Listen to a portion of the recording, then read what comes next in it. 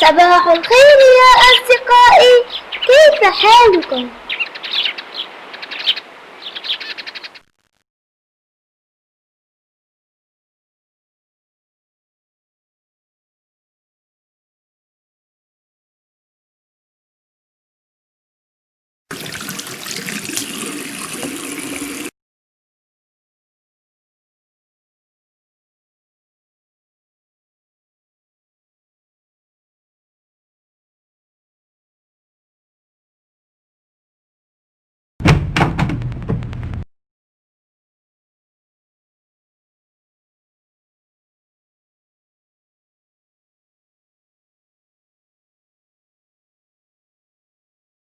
صباح الخير يا أبي. مرحبا يا فردوس، هيا لنتناول فطور الصباح.